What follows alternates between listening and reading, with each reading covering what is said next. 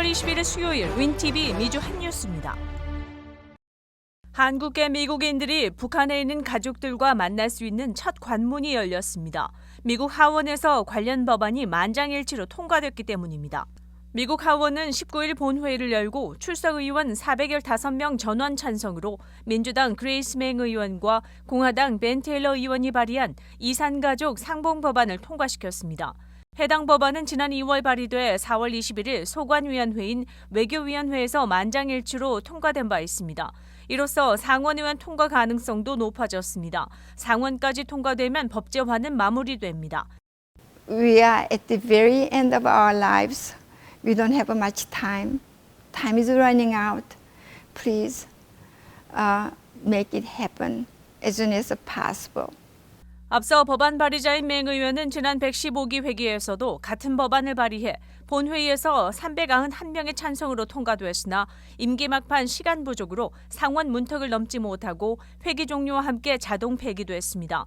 해당 법안은 미국 국무장관이 화상 상봉을 포함해 미주 한인의 북측 가족 상봉을 위해 한국 정부와 협의하도록 하는 내용을 담고 있습니다. 재미 이산가족도 역시 인륜의 문제, 천륜의 문제라는 것은 마찬가지 입장입니다. 우리 한국 정부가 재미 이산가족들을 위해서 마찬가지로 최선의 노력을 다해서 앞으로 해나갈 예정이고요. 다만 이것이 한국 정부만의 문제가 아니고 미국 정부와의 협력, 북한 정부와의 협력이 필요한 상황이기 때문에 이런 여러 가지 복잡한 상황들을 잘 해결해서 우리 이산가족들이 만날 수 있도록 노력을 해나가겠습니다. 2000년 이후 남한 이산 가족들은 20차례 넘게 북한 이산 가족과 상봉 행사를 가졌지만 한국 국적이 아닌 재미 동포들은 상봉 자격에서 제외됐었습니다.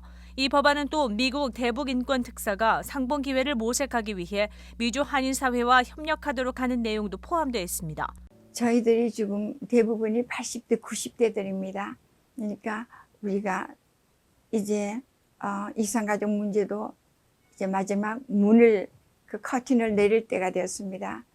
그때 마지막 소원을 한번 들어주셨으면 북한과 미국 정부가 조금 지금까지의 방향에서 조금 다르게라도 인도적인 차원에서 저희들을 문제를 해결해 주셨으면 바랍니다. 법안 발의에는 공화당 영킴, 미셸 박스틸 의원과 민주당 메릴린 스트리클런드, 앤디 김 의원 등 4명의 한국계 의원 모두 동참했었습니다. 한편 윈TV에서는 2020년에 재미 이산 가족 추진 30년사라는 제목으로 30분짜리 3부작 다큐멘터리를 제작한 바 있습니다. 윈TV 시카고의 유튜브나 시카고토털닷컴에서 시청할 수 있습니다. 워싱턴 DC의 연방항소법원은 21일 대부분의 연방항소법원에 합류하여 이민자의 비자 청원 승인을 취소하기로 한 미국 시민권 및 이민국 USCIS의 결정을 검토할 권한이 법원에 있지 않다고 밝혔습니다. 3명의 판사로 구성된 패널은 해당 직원의 회사의 클레임을 만장일치로 기각했으며 비자 신청자의 구제를 거부하고 취업 비자의 예비 승인 취소의 결정은 법원의 권한이 아니라고 밝혔습니다. 이번 결정은 단순한 최종 거부가 아니라 비자 청원과 관련된 연방정부의 결정이나 조치에 대한 사법적 검토를 광범위하게 거부하도록 고안되었다고 말했습니다. 이번 판결로 인해 제9순회법원을 제외한 모든 연방항소법원은 법원에서의 비자 청원 취소를 검토하지 않겠다고 결론을 내려 사실상 이민국에서 내린 취소 결정은 법원의 항소가 불가능해지며 그대로 최종 결정으로 이어질 가능성이 커졌습니다. 현재 공석인 주한 미국 대사에 유리 김 주 알바니아 미국 대사가 거론되고 있습니다.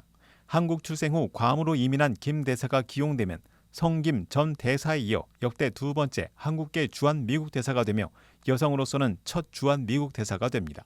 데니얼 크리튼 국무부 동아시아 태평양 담당 차관보 지명자는 주한 대사 후보 중에 유리 김 대사가 앞서 있다고 언급했습니다. 김 대사는 2000년 서울의 주한 미 대사관에서 근무했으며 북핵 6자 회담에도 여러 차례 참가, 한반도 동항에 밝은 편입니다. 다만 김 대사가 알바니아에 부임한 지 1년 반밖에 안 된 것이 걸림돌로 알려졌습니다.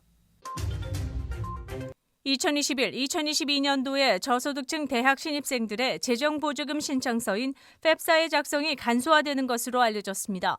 연방교육부 DOE는 13일 팹사를 작성할 예정인 저소득층 학생 중 상당수는 신청서에 기입하는 재정 관련 정보의 사실 여부를 증명하는 추가 서류를 제출하지 않아도 된다고 전했습니다. 연방정부는 팬데믹 하에 저소득층 가정들이 겪는 재정적 어려움을 덜기 위해 취해진 조치로 학비 보조 프로그램인 펠그랜트와 스태포드 플러스 론 등 정부의 재정 지원 혜택의 문턱을 낮추기 위한 것으로 알려졌습니다. 팹사 보조금 신청서의 재정 정보 확인 절차는 장시간이 소요되며 프라이버시 침해 논란도 이어왔습니다. 특히 교육부의 증빙 자료 제출 대상이 흑인과 라티노에게 집중됐다는 지적도 있었습니다. 이번 간소화 절차로 인해 보조금 수령 범위가 더 확대될 것으로 알려졌습니다.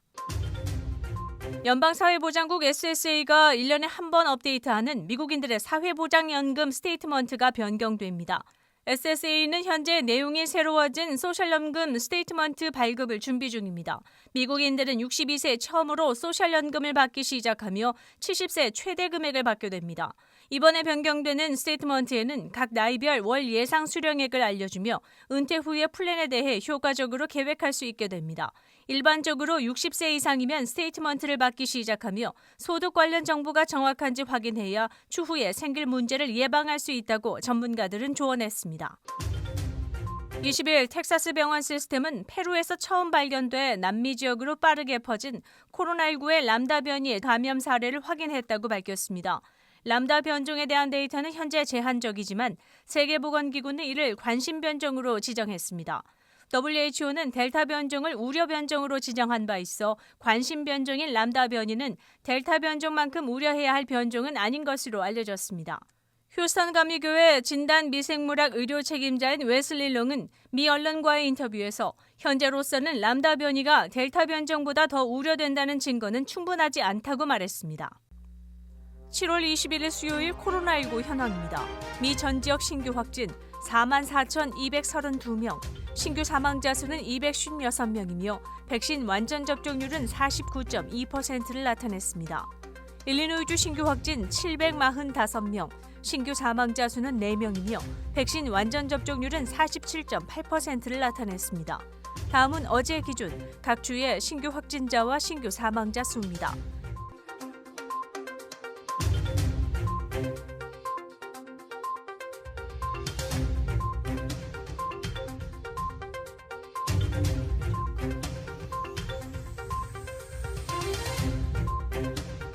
다음은 각 주의 백신 완전 접종 비율 상황입니다.